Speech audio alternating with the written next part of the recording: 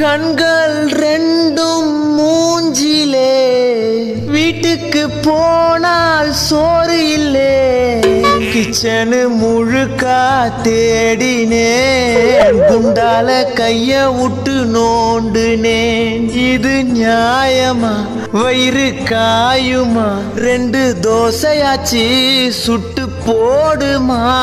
நல்ல சோறு வீட்ல துண்ணு ரொம்ப நாள் ஆனதே. 4 நாளா பட்னியாயிருந்து வயிறு வெந்து போனதே.